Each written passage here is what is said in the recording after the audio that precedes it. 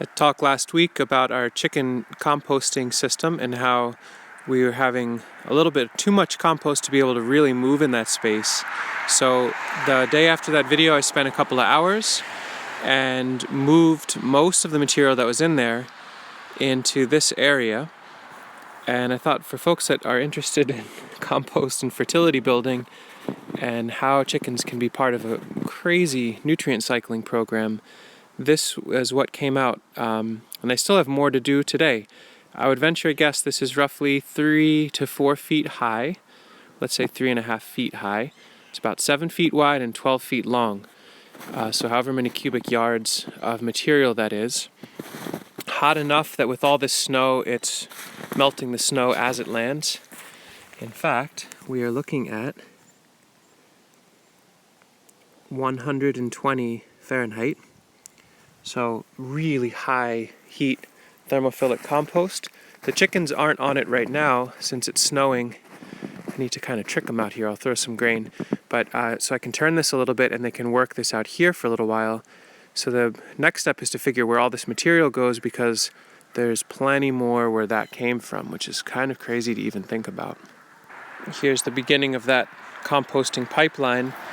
We added in another 60-80 gallons of food scraps yesterday, so we're going to be backlogged again very quickly. This is the more active, newer pile. It's now been moved out enough that there's enough material or enough space for me to actually walk into here. And you can see there's this lump, a chicken-capped lump on the far end, and this is all material that still needs to be taken out of here. That's on par with the material outside as far as age and heat. As soon as I dig into that, it'll hit 120, maybe even 140 in this space. The chickens are all just standing on it, enjoying the heat and adding even more fertility. There's probably another 5 yards of material, 3 yards in this that needs to come out so that we have enough room to move this material down.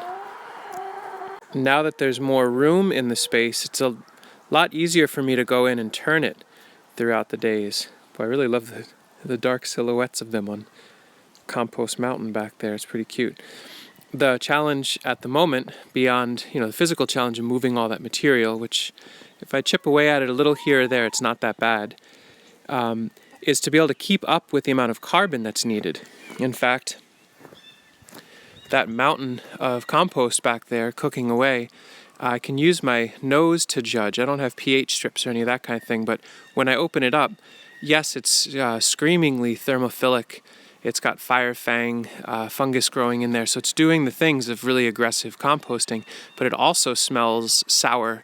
I can smell the ammonia in it. It really could use way more carbon. In fact, I could probably double the volume of that with coarse wood chip, and it would be happy to have it.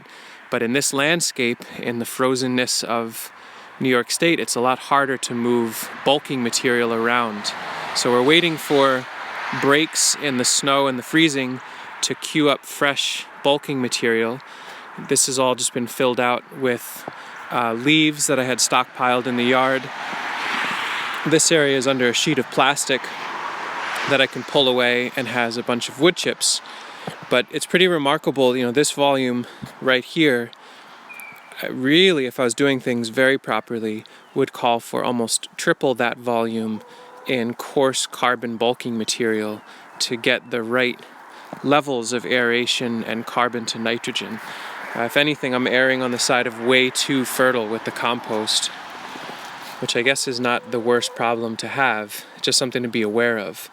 I would be a fool to take this material, put it 2 feet thick in a bed, and think that I can direct seed, an average garden crop into it. So it needs some resting, it needs some bulking, it needs some aeration, but it's here in the landscape, and that's pretty fun.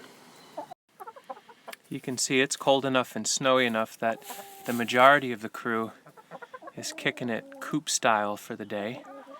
But I bet if I start turning, they know that hay fork means good times are coming. So maybe I'll shush up a little bit and turn some compost and see if we can get some friends to come visit.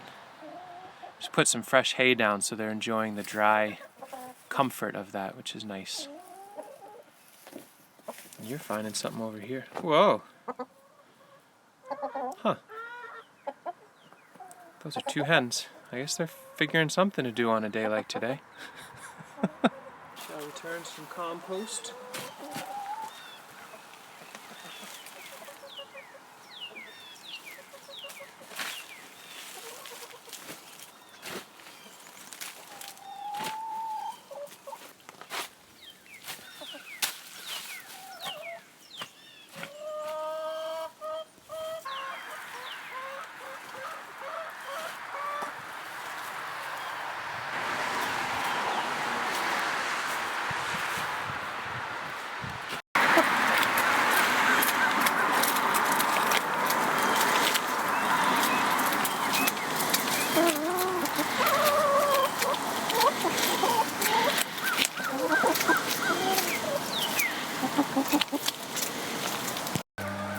Come on, friends. Fresh turned compost.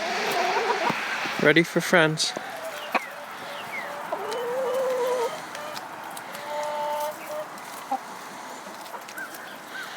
It's a really nice mix in here of cooked beans and noodles and tofu. Lots of greens.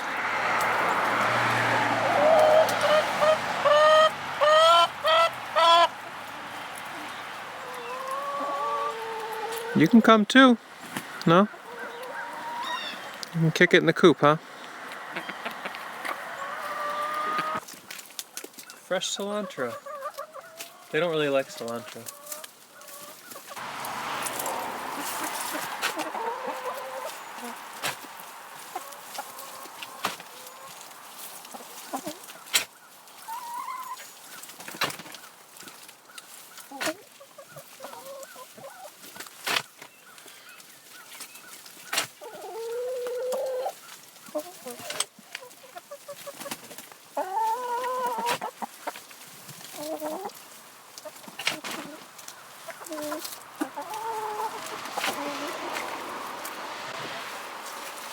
I don't think the camera can pick it up, but there's just steam rolling out of this space now. I made sure, because it's an enclosed space, the far end where I'm turning that much darker, much richer compost, I added about 30 gallons of really nicely made charcoal from our wood stove and crushed it up, added it in there and folded it in, and now it makes a ton of steam and heat, but it doesn't smell. So I feel like that area is actually starting to be a more balanced super compost. If I could make 1,000 gallons of charcoal to add to this system, it feels like the system would enjoy every drop of it.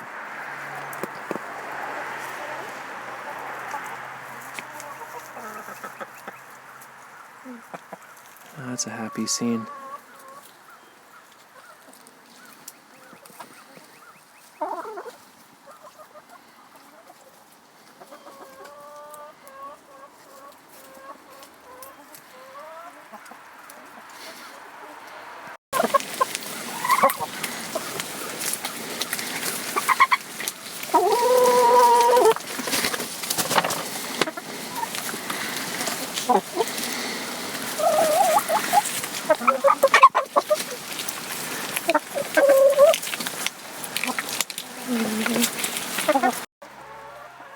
I think one of the real side benefits, I mean there's so many layers of benefit from a system like this, but to be able to open up this hot compost and have these hens come out on a day where there's a few inches of snow on the ground, there's no direct sunlight, and all day, as much as they choose to, they can actively exercise and scratch through this hot material, finding sprouts and earthworms and all sorts of things.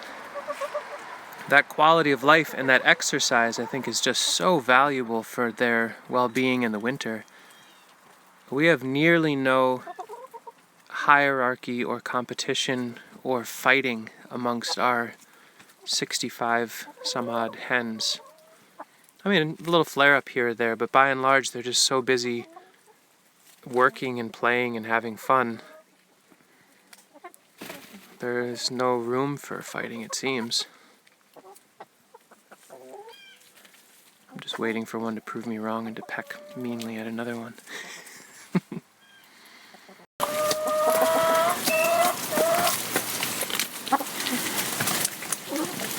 So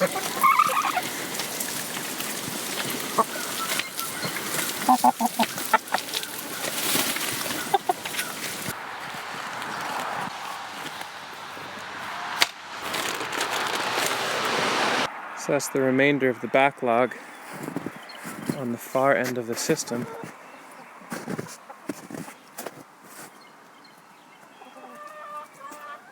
And ideally, in the next day or two, I move this out so there's room for fresh incoming food scraps on the incoming side, and ideally a whole lot more wood chips.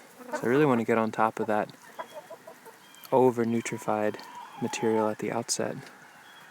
Well, time to do some work.